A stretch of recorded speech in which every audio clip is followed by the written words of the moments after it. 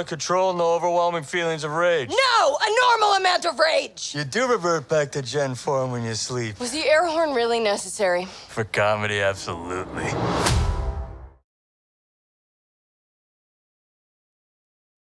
Marvel Studios' first half-hour comedic television show is She-Hulk, Attorney at Law. She-Hulk follows lawyer Jennifer Walters, who after an accident becomes She-Hulk. Throughout the first season, she becomes a lawyer for the superpowered beings of Earth. She contends with rivals and a mysterious group intent on stealing her blood. She-Hulk is, for the most part, okay. The show does a good job at exploring the life and career of Jennifer Walters, showing us her daily activities, her hobbies and interests, and more. One of the highlights is seeing a superpowered being who has no interest in being a superhero. It's a refreshing take on the genre, although this doesn't quite last the full length of the season. Adding to this is the performance of Tatiana Maslany, who is fantastic as both She-Hulk and Jennifer Walters. She exudes a likeable charm, a cheerful energy that makes her the highlight of every scene. This is even more noticeable in the few episodes where side stories focus on other characters. The show rarely maintains its interest when she isn't present. Tatiana has a way of emoting that helps bring the character to life. Her facial expressions say a lot. Her turns to the camera, breaking the fourth wall, add a quirky humour to her, and she does a good job of portraying a confident, powerful being, as well as a smaller, less confident, less capable human. It's a really good performance. One of the problems with the show is the way in which She-Hulk is portrayed. There is nothing wrong with Tatiana's performance, the issue is with the CGI. The quality of the CGI is all over the place. From episode to episode it changes, with the more significant key episodes having better animation, facial capture and textures. It appears as though more time and money went into the major episodes, resulting in some bad looking She-Hulk moments in others. For example, some episodes don't do a great job at having She-Hulk interact with normal sized objects. Her lip sync is often off a little and the clothes she wears never look real.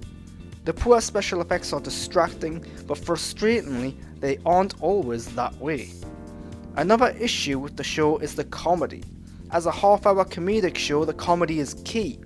She-Hulk can work on two levels, as a superhero comic book show and as a comedy.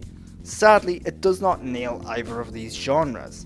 The comedy of She-Hulk is very referential, constantly nudging and winking at other Marvel Comics movies and characters, as well as some real-world events, issues and people. This is fine, and for the most part, the writing and comedy is okay, and sometimes good. The problem is that the show is so reliant on this type of humour that it risks alienating anyone not in the know. For example, one episode has a recurring joke about Megan Thee Stallion, but if you have no idea who she is, the joke which the episode is so reliant and focused on does not work at all. If you do not know what the jokes are referencing, the jokes do not work. On top of this, the few non-referential jokes are often a little on the goofy side, breaking the realism of the world. The final negative note is that of the main narrative. This is a superhero comedy show that harkens back to a classic procedural style of storytelling rather than serialized long-form stories. She-Hulk does have elements of serialization in it, but many of its episodes are standalone, with stories that have a beginning, middle and end in them. The standalone episodes are the weakest of the season, serving only to drag out the show, present some goofy humour and little else. They do feature some good character moments though. The serialized elements meanwhile are much more character focused than story focused, meaning at times She-Hulk appears to have no goal or purpose or aim. Hints and threads early in the season don't come up again until much later, when those hints and threads have been forgotten about. Towards the back end of the season, She-Hulk finds its groove with a standout episode with Daredevil and a return to more traditional classic superhero storytelling, while also mixing in the comedy and style of She-Hulk. These final few episodes as well as the first couple are what this show should have been. However, the final episode is a tad disappointing, even if it is still fun and entertaining at the same time. The problem with the finale is that it focuses so much attention on a fun, cool twist that does not make sense.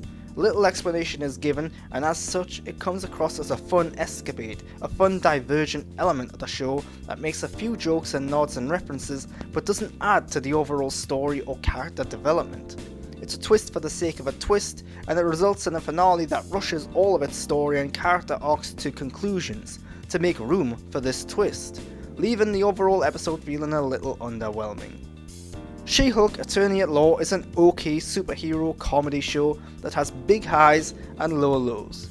It often lacks a clear focus outside of the life and times of Jennifer Walters and She-Hulk, and its many comedy moments are hit and miss.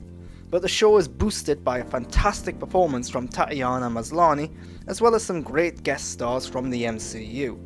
There's enough good in a handful of She-Hulk's episodes to overlook the comedy. It's just a shame that the story isn't always focused and the CGI isn't always great.